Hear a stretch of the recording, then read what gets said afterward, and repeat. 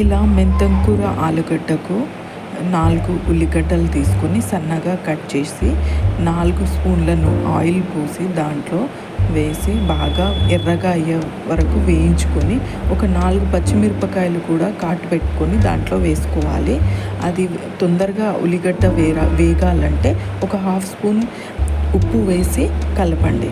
దాని తర్వాత 2 ఆలుగడ్డలు, పెద్ద ఆలుగడ్డలు తీసుకొని పీల్ చేసి దాన్ని కూడా సన్నగా కట్ చేసి బాగా కడిగి పక్కకు పెట్టుకోవాలి. నేను 2 కట్టల మెంతం కూర తీసుకున్నాను. ఆ 2 గంటల మెంతం కూర ఏరి బాగా కడిగి పక్కన పెట్టుకోవాలి. ఇలా మెంతం కూర కడిగి దాంట్లో వేయాలి.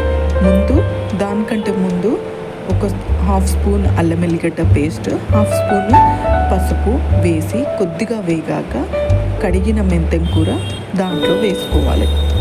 వేసుకున్న తర్వాత అది ఒక 5 నిమిషాలు ఉడికాక కట్ చేసిన ఆలుగడ్డని కడిగి దాంట్లో వేసుకోవాలి. ఆలుగడ్డ ఆల్రెడీ ఉప్పు వేసాము కాబట్టి ఆలుగడ్డ కూడా తొందరగా ఉడికిపోతుంది.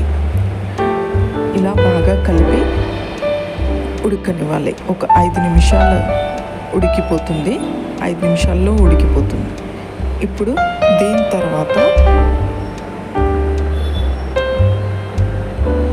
ఇలా మూత పెట్టి కొంచెం గుంతలాగా ఉన్న మూత పెట్టి దాంట్లో కొన్ని వాటర్ పోసి పెడితే ఆ కూర అనేది మాడకుండా ఉంటుంది.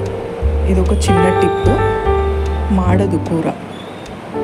సిమ్లో ఉంచినా సరే, పెద్దగా ఉంచినా సరే ఆవిరి అనేది కిందికి వచ్చి ఆ కూర మాడకుండా ఉంటుంది. ఇంకో 5 నిమిషాల్లోనే ఆలుగడ్డ ఉడికిపోయింది. ఇప్పుడు నేను ఇన్ని పచ్చిమిరపకాయలు తీసుకొని ఒక 20 పచ్చిమిర్చి తీసుకొని దాన్ని పేస్ట్ చేసి కొంచెం ఉప్పు వేసి పేస్ట్ చేసి దీంట్లో వేసుకున్నాను. ఒక టీ స్పూన్ ఫుల్ పచ్చిమిర్చి పేస్ట్ వచ్చింది. అది దాంట్లో వేసుకొని ఒక 5 నిమిషాలు ఉడికాక ఇప్పుడు ఆ మూతలో వాటర్ పోసుకున్నాం కదా, ఆ వాటరే దాంట్లో పోసుకోవాలి. వేరే వాటర్ పోయకూడదు, లేకపోతే టేస్ట్ మారిపోతుంది.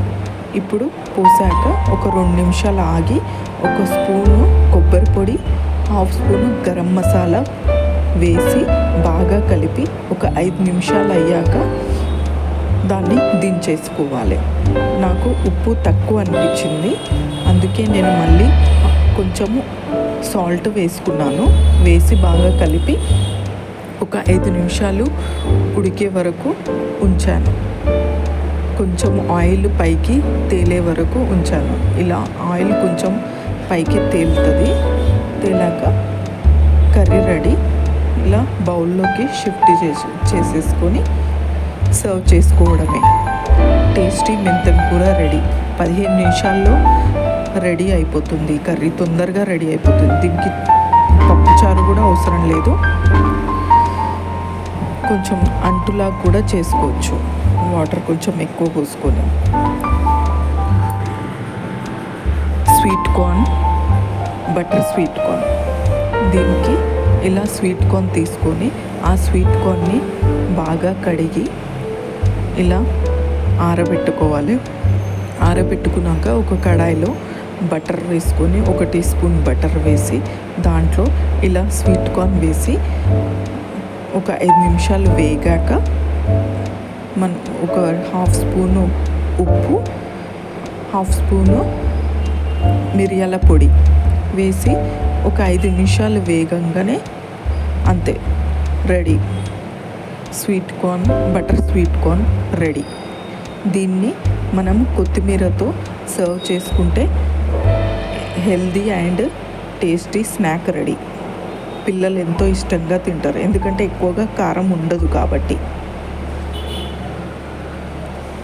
ఎంతో tasty butter sweet corn ready.